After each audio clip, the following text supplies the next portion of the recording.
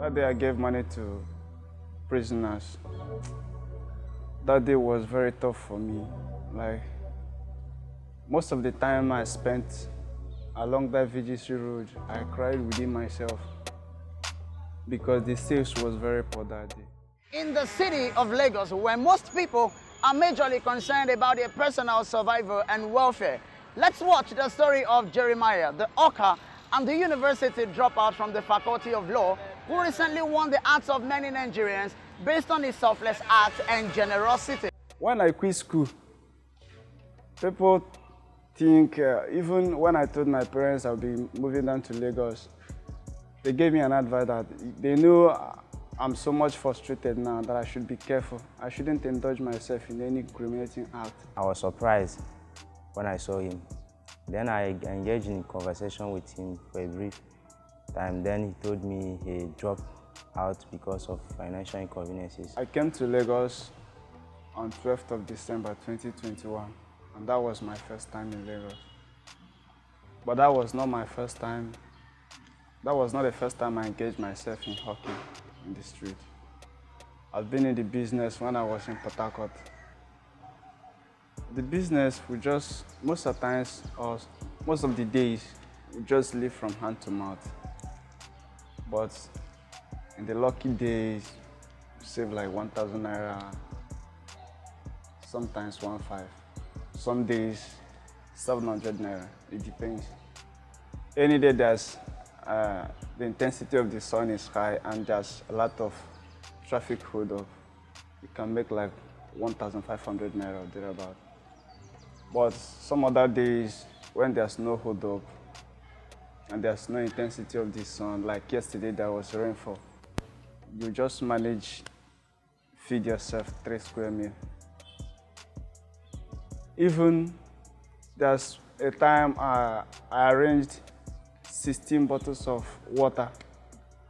I trekked from there, from that VGC down to toll gate. I was able to sell out 8. The remaining 8 got hot. When I was trekking back to VGC, I was crying within myself.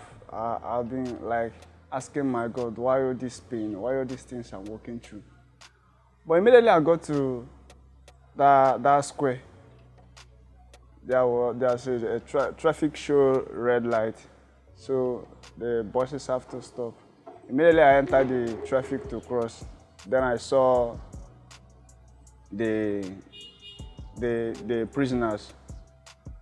One of them called me, brother, help us, help us. Then when I gave to the first person 100 naira, every other person inside the bus started asking, then I started giving each of them until when I was able to write off the 100 naira note that I was having within me. This is not the first time he's doing such thing, but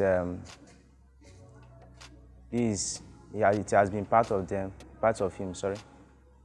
Because when we do engage in conversation, he always expresses his concern over helping people who are less privileged, or when he maybe becomes somebody in the future. So we got to VGC and I saw the van, and I was like, oh, we saw them, they were all like this, begging people on the road to. So I saw a guy who was hawking plantain chips. He was the first person who gave one of them from his plantain chips. Every one of us in the car, we were just, Lagosians now, we were focused on where we were going to. Nobody was concerned about people begging from the correctional service truck or bus. So then I saw, while I was still watching that, and I told the boat guy that, I wish I had cash on me. I would have loved to pay this guy off, to sell all he had on him to them, because I was moved by his own act. Then I saw another person, just while I was thinking about that, I saw another person sharing money. Then he went, came back, all of them were now coming out. And see, another act I learned from was they were not greedy. The prisoners were not, or the inmates were not greedy. Like once they collect, they sit down. Once they collect, they sit down. So it's not something like take, and then you want to take more, you want to take more. I can't just recall exactly how much I gave to them, but we used to buy change from one woman there. Then I bought 100 naira for 1,000 naira, including another 100 naira note that was within me. But while sharing to them, I made sure I gave out all the 100 naira, including 30 naira that was within me. So I can't just give exactly that it was 800 naira or 1,000 naira. I can't just give them. So at the first time when I saw them, even I myself, that was asking God, why am I passing through all these hectic and all these trials and suffering? Immediately I saw them, I got full of myself. I realized that I'm even living a better life than them.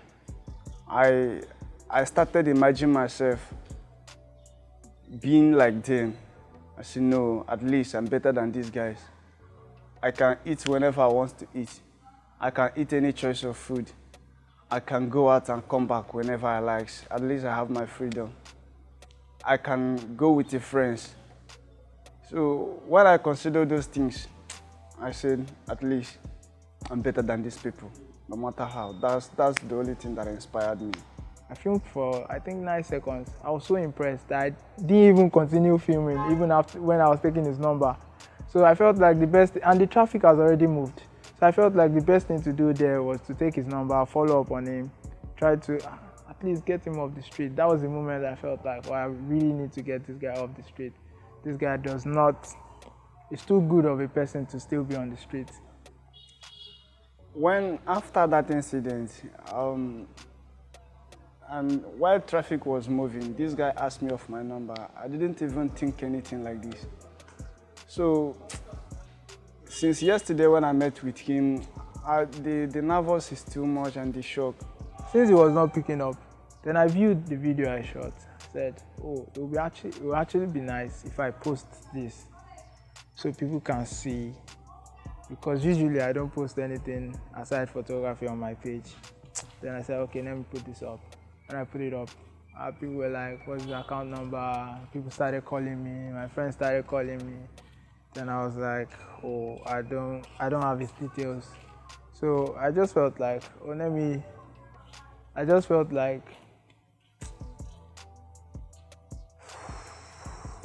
it was a crazy stuff. Then I kept calling the number, calling, switched off. Then it became switched. When I got to Kill Abiola's place, it was the first person I showed the video. I said, I just saw something now. It's crazy. It was wild too. And man, people started reposting.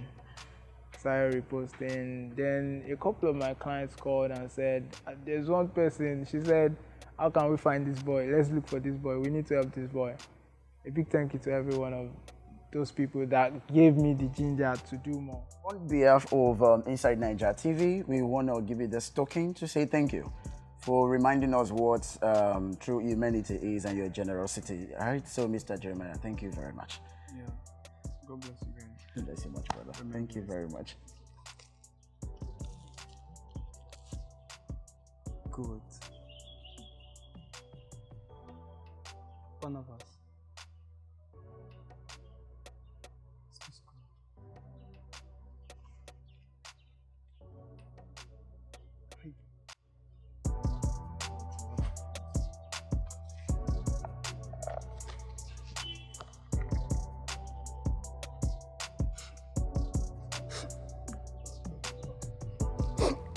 Let's always give, though we don't have much, but the little we have, let's always share. There's love in sharing. Thank you. Thank you to everyone. Thank you to those who gave me the ginger, and to the brother the young man that I woke up around, I think it was 7 a.m. because over the night I got a series of calls, series of messages. We need to look for this guy. Do you have this guy's number? What's his account details?